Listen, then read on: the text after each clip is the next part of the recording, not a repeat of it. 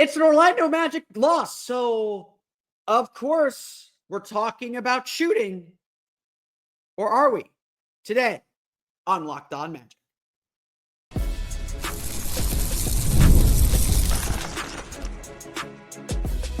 You are Locked On Magic, your daily Orlando Magic podcast. Part of the Locked On Podcast Network. Your team every day. And you are indeed Locked On Magic. Today is November 21st, 2024. My name is Philip Rosenreich. I'm the senior writer over at OrlandoMagicDaily.com. Of course, follow me on Twitter at PhilipRR_OMD.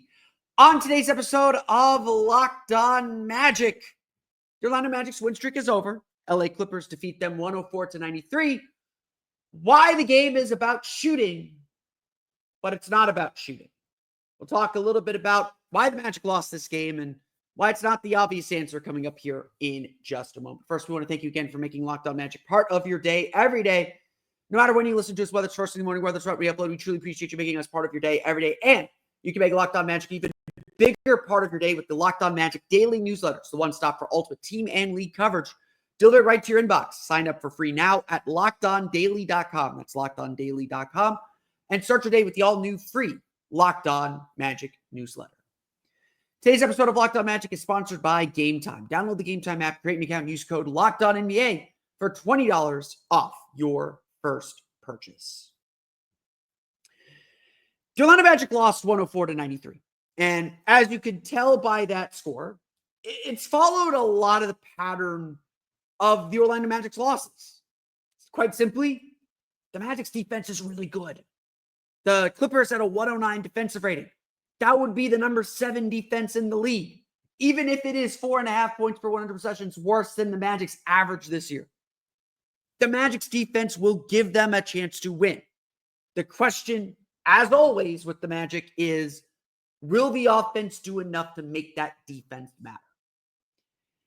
And if you look at the box score, just like it has been for so many of the Magic's losses this year, if you look at the box score, your eye will immediately be drawn to one line on that box score. 8 for 35. The Magic went 8 for 35 from 3, 22.9%. Not only the first game this season where the Magic made fewer than 10 threes. Not only the worst three-point field goal shooting of the season.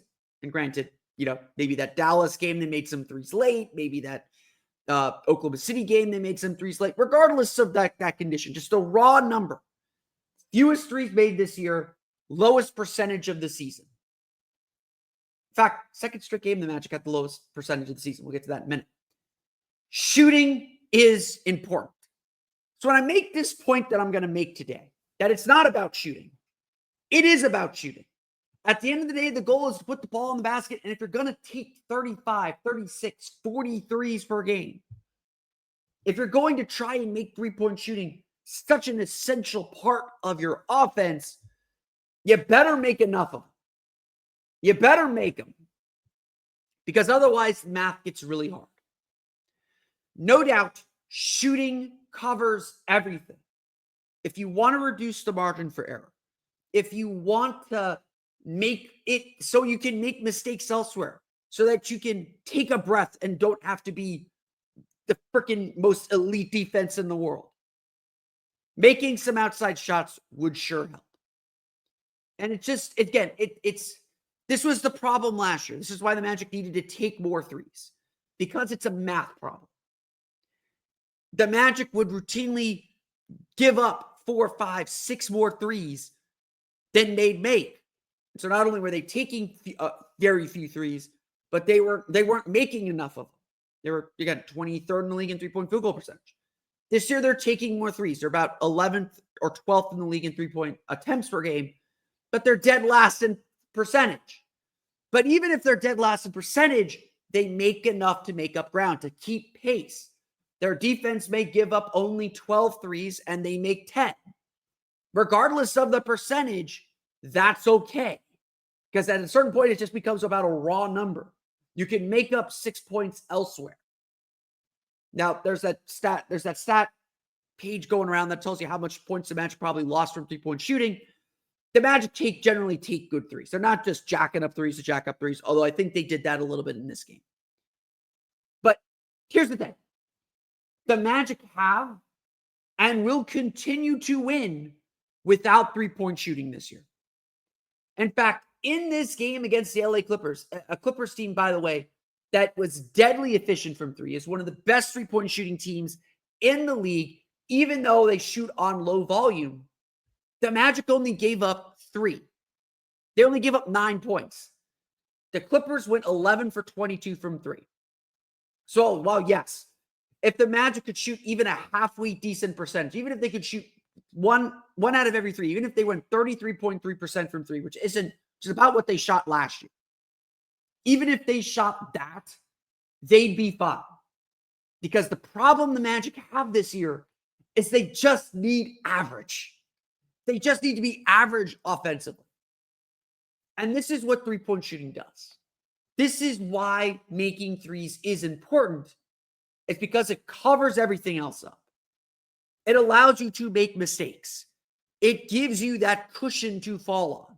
And yes, if the Magic are serious about competing with the top teams in the East, the Clevelands, the Boston especially, if, we'll see New York obviously on December 3rd. If they want to win East Group A against the Knicks, they're going to have to make some shots. And certainly in the playoffs, when everything's ratcheted up, they're going to have to make some threes. It's going to have to be a thing. But so far this season, the Magic have been able to cover that up. They've been able to make up ground on their three-point shooting. They've been able to say, guess what? We may not make a high percentage of our threes, but we're going to win the glass.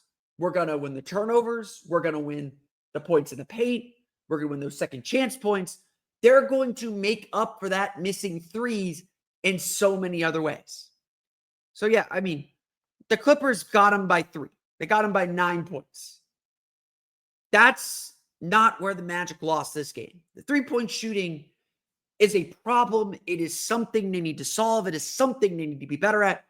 It's not why they lost.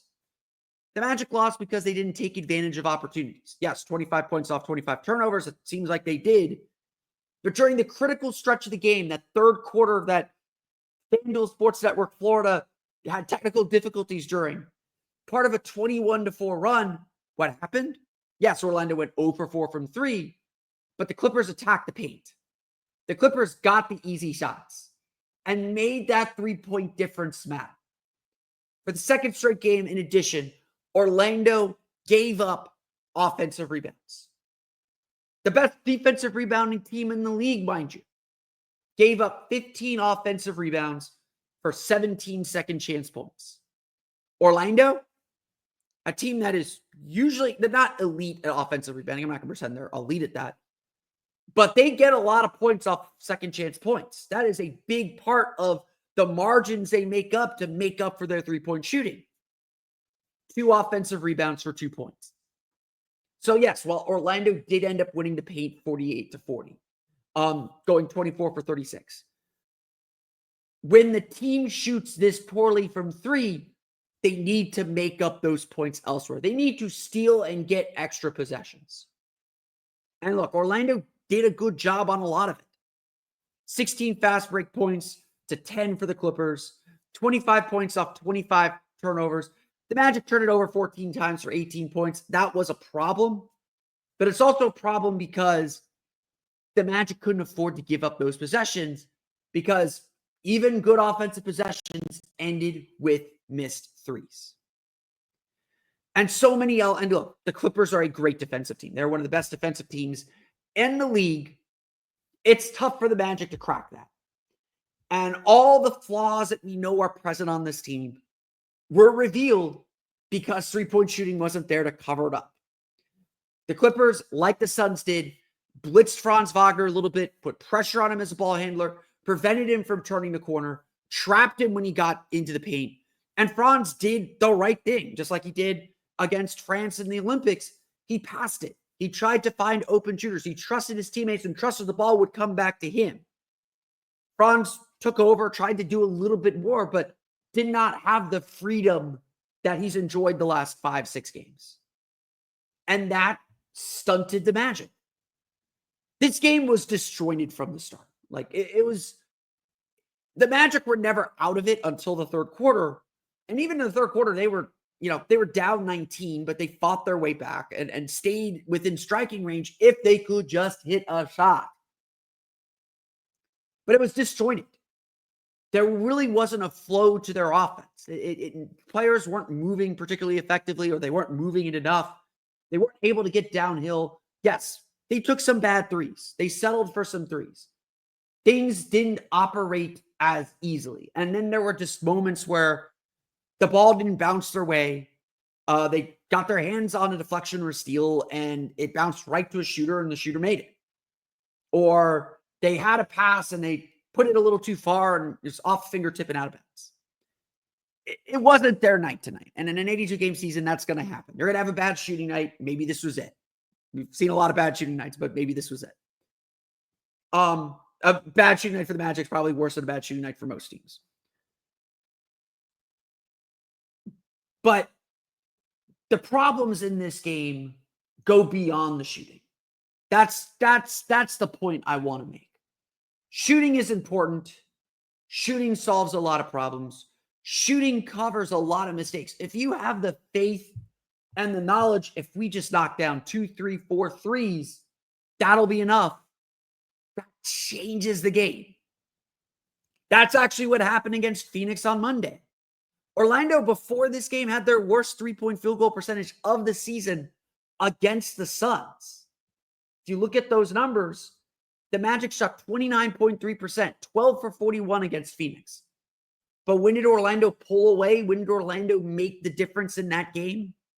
They made 3 threes in the second quarter, and that got them up 16, and that was the ball game. And a game that was very similar to this one in reverse. Three-point shooting matters because it covers up your other mistakes. And right now, the way that the Magic play, they need to cover up for their three-point shooting. And those are the elements that the Clippers won at critical junctures.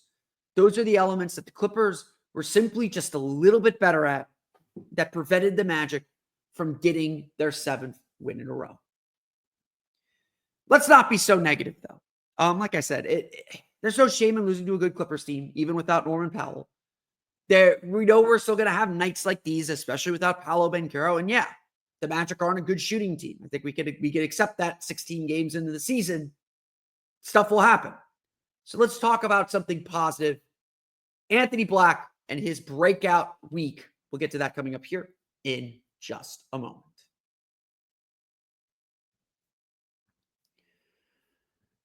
But first, today's episode of Locked On Magic is brought to you by our friends over at Game Time.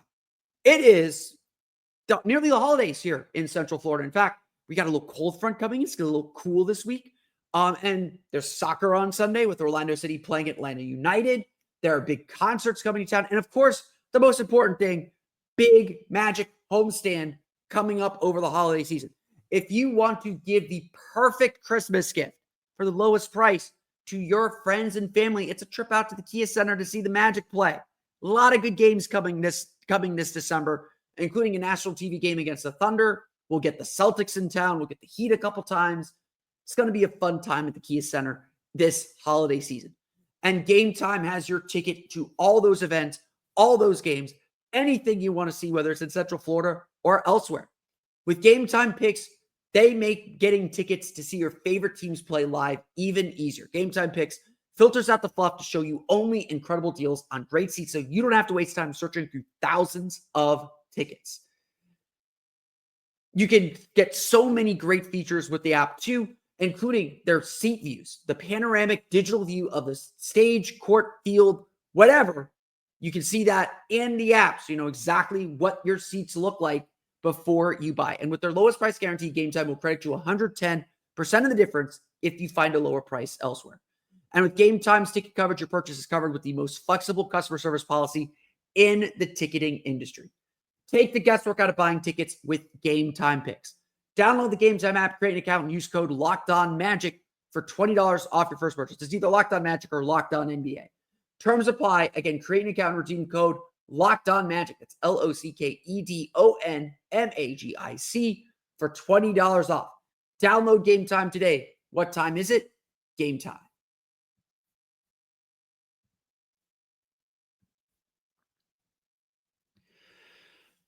You know, we're going to go through the box score here in our last segment, as we always do on game days. It was a very rough up and down game. It was a very strange game in a lot of ways. And so, you know, part of me still wants to believe that this is just a game that's kind of contained to itself. And, you know, the offensive rebounding is concerning, but the Magic entered the game with the top defensive rebound rate in the league. So I'm not overly concerned with that. There's a lot of things that just felt like anomalies that don't feel normal. The Magic are going to have their worst shooting game again. Knock on wood. Maybe they will. So back-to-back against the Lakers. No travel, which I think helps, but we'll see. There has been one positive, though, that came out of this game. And it's important for these things to happen. So I think it is worth noting and highlighting, just like I highlighted it yesterday in my newsletter on the Locked On Magic newsletter. Subscribe at lockedondaily.com. It's one thing to have a career game, which Anthony Black had Monday. 20 points, 9 assists, career high 9 assists, season high 20 points. It's one thing to have a good game. What you have to do in this league is stack good games. It's about consistency. And so we should give a special highlight to Anthony Black because we are seeing his role and his impact on winning and impact on games growing consistently. After scoring 20 points and dishing out 9 assists, Anthony Black came back with 17 points, 5 for 10 shooting, 2 for 5 from 3, 5 for 9 from the foul line. So, 4 of the Magic's 5 free throw misses. 8 assists, and yes, 6 turnovers, but 8 assists, a 17-8 game after a 20-9 game. Regardless of anything else, that is certainly a sign that he is coming into his own with consistency. He is coming into his own and really beginning to understand and fill the role. In fact, Jamal Mosley is finishing games with him over Tristan da Silva, which is understandable. And Tristan did have a very good game in this one as well, but he's got a lot of trust, and it's because of his defense, and it's because he is starting to really understand where to get his shots, how to attack, and how to be an impact player. Anthony Black is someone who changes games. He came in the third quarter against Philadelphia 76ers last week and absolutely changed that game. Made that game completely different with his ability to push the pace. The Magic won that game because of the energy that Black brought at the end of the third quarter and the run that he sparked just by pushing the pace a little bit, by getting downhill to the basket, by being someone who will find an open teammate and put pressure on defenses, flatten out the defense and put pressure.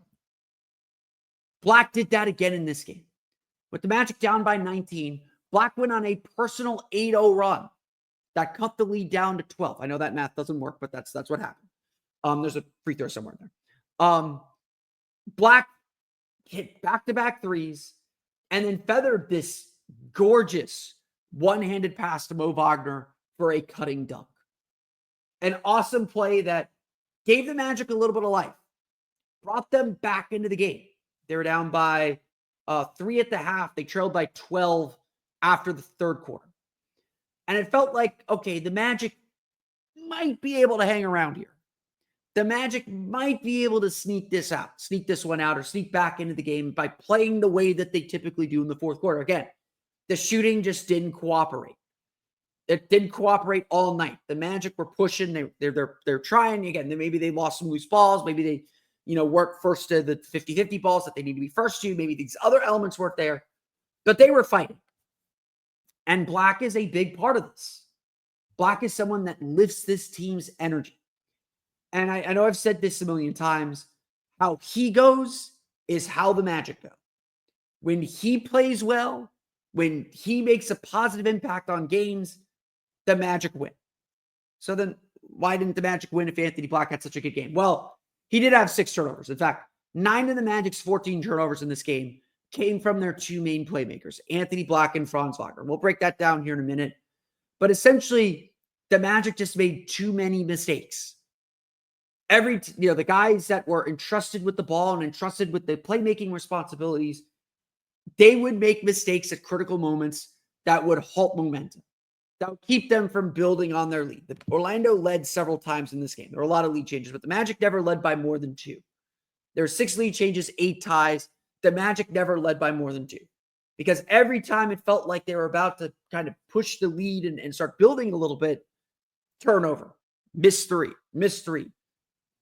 Tough made shot for the Clippers or offensive rebound for the Clippers.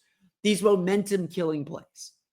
And so it's no coincidence that Anthony Black was a +0. He still found a way to break even in a game where the Magic and the Magic starters especially really struggled. This isn't new, by the way. This is not new. Orlando is 8-0 in games where Black has a positive ± and 1-6 in games where he has a negative ±. So in games where he and his lineups do win, they win. The Magic have a plus entering the game, have a plus 4.7 net rating with Black on the court. And during the win streak, the Magic were plus 23.2 points per 100 possessions, a 118.4 offensive rating, and 95.3 defensive rating with Black on the floor. And remember, Black is not just playing with the bench players, although noticeably the energy picked up a little bit more offensively with Black and that bench on the floor. Black does play a lot with the starters. It's still early. He's still coming into his own. But these last 2 games have really felt like Black has turned a corner. We've heard throughout the course of training camp and of the season so far that Black has been sort of the MVP. That Black has been someone who has stood out among all the players. He has made this positive impact. And, we heard this over and over and over again. And look, there was some inconsistency early in the year, but he was still impressive. Now we're starting to see him really come into his own. You can feel the confidence coming off of him, even from his jump shooting. Remember, he entered the league as a non-shooter. He was 2 for 5 in this game. The fact that he's even taking 5 3-pointers, that's half of his shot diet in this game, is impressive. And then add on that he got 9 free throw attempts, so he's aggressive enough to get to the line and disruptive enough to make plays, even better. Anthony Black has indeed taken a step forward. And the Magic are treating him like a 6th man. A critical piece to this puzzle, and someone who simply impacts winning in a positive way. It's undeniable, even in a game where he struggled with turnovers, Black was a big piece of the Magic having a chance to win this game. We'll go through the rest of the box scores. The Orlando Magic fall to the LA Clippers. We'll get to that coming up here in just a moment. But first, today's episode of Locked On Magic is brought to you by our friends at Chime. It's that time of the month for me. I got my email alert saying my credit card bill is due. And I said, this is a good time to check up on my finances. Just, go through my credit card bill and make sure I understand everything that I'm paying and what I'm paying. It's when I check my bank account and balance my checkbook, just make sure everything is copacetic. And you always don't understand how much you're paying for things. Sometimes we all hit a point where we realize it's time to make serious money moves. So take control of your finances by using a Chime checking account with features like no maintenance fees, fee-free overdraft up to $200, or getting paid up to 2 days early with direct deposit. You can learn more at chime.com/NBA. Chime is a financial institution with a sense of community. We all know that sometimes we need a little bit of grace, that sometimes that bill comes due before your paycheck comes in. And if you're in that situation, you just need someone that understands your situation and will give you a hand and a hand up instead of putting you down. That's what Chime does. Join millions of Chime members who are working on financial progress. Again, Chime helps you make progress with fee-free overdraft up to $200. You get spotted on debit card purchases and cash withdrawals. There's no monthly fees or maintenance fees, and they have over 50,000 fee-free ATMs.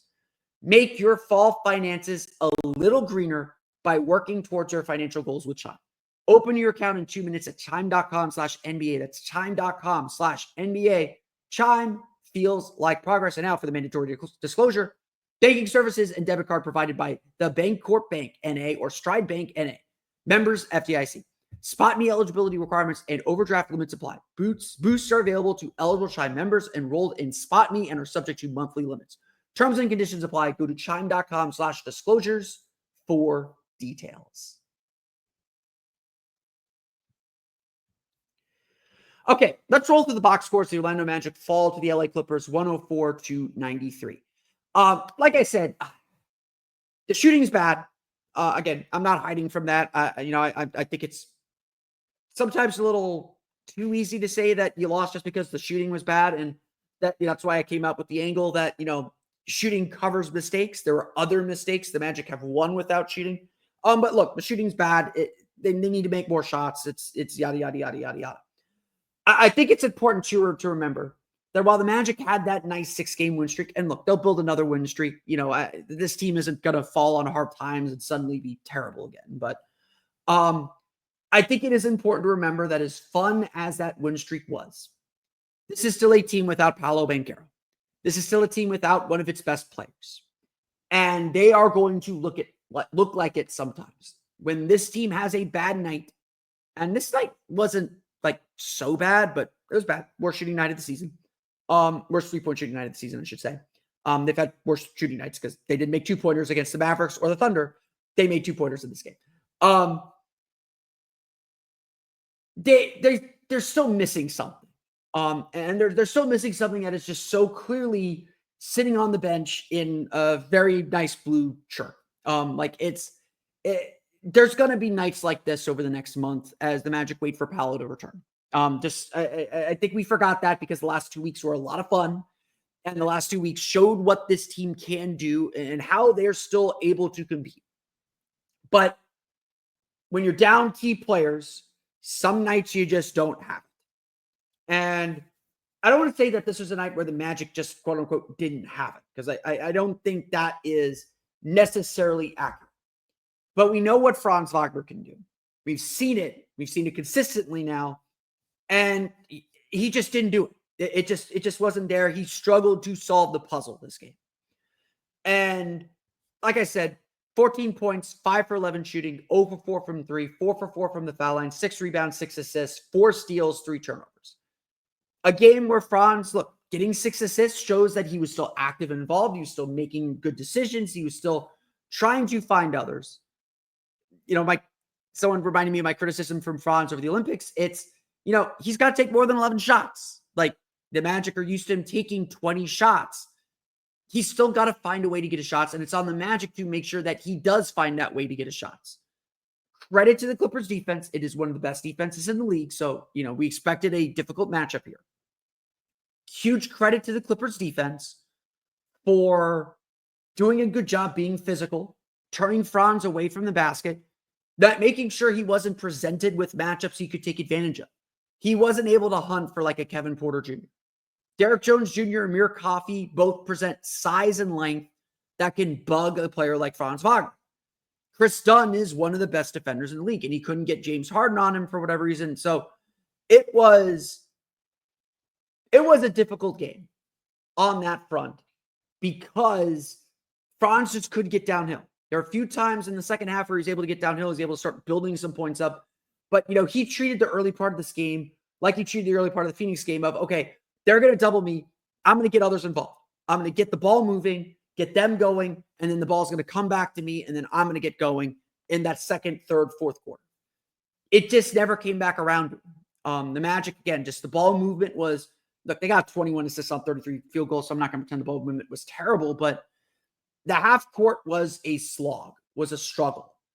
And the Magic struggled to create the advantages that they need to succeed offensively.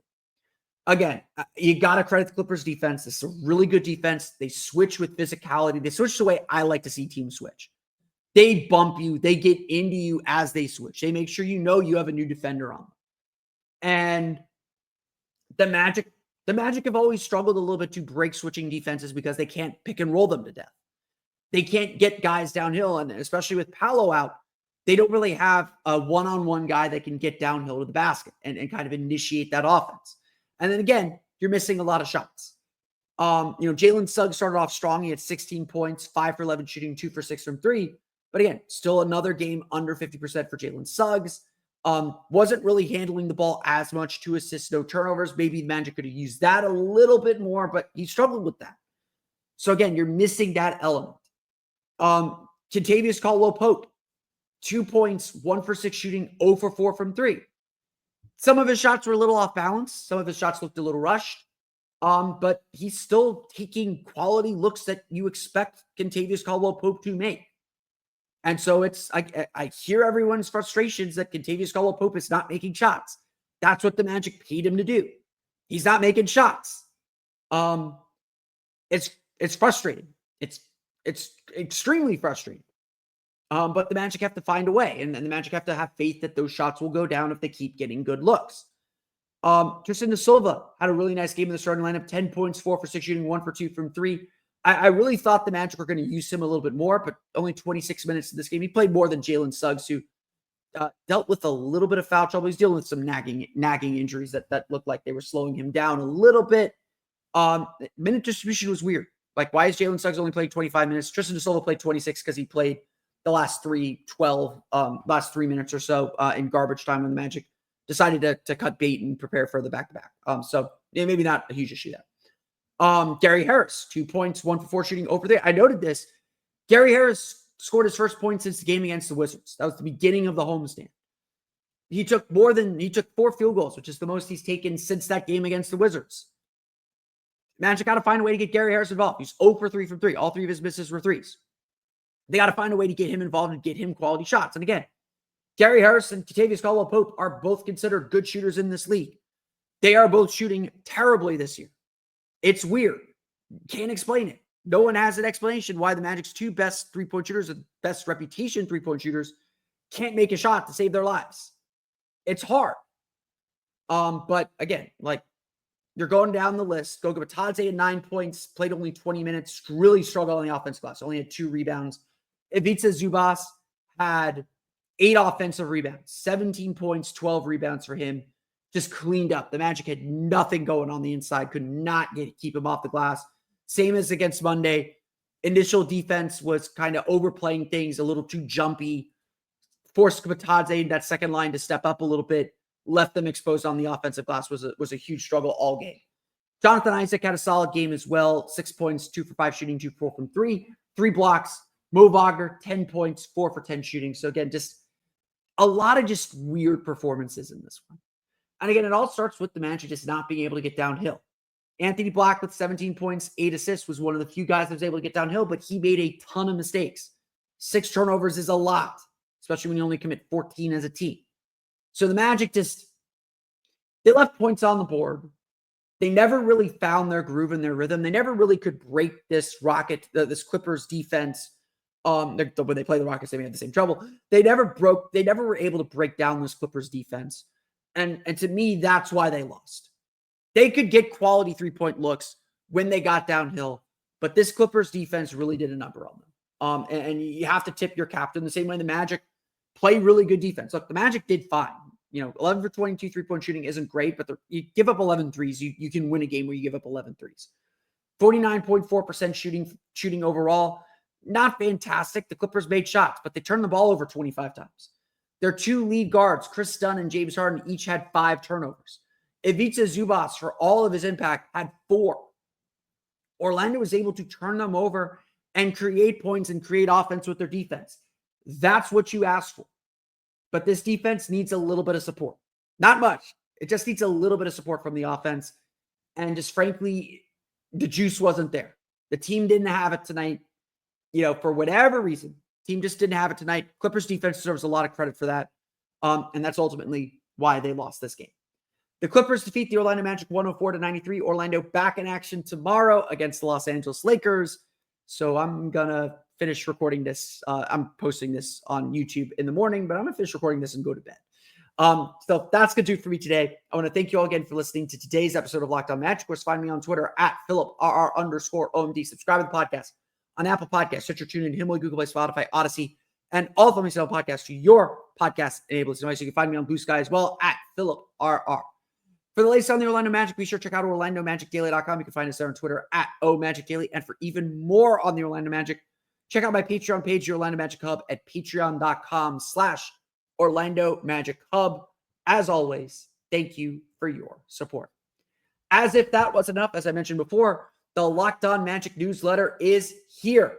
It's a one-stop for ultimate team and league coverage delivered right to your inbox every day. It's usually gets sent out around noon. So if you're listening to this in the morning, you can still sign up and get more magic in your inbox.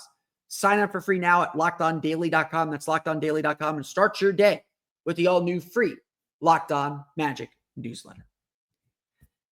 That's going to do it for me today. I want to thank you all again for listening to today's episode of Locked On Magic. On tomorrow's episode, we'll recap the Magic's game against the Los Angeles Lakers. But until then, for Orlando Magic Daily and Locked On Magic, this has been Philip Rossman-Reich. We'll see you all again next time for another episode of Locked On Magic.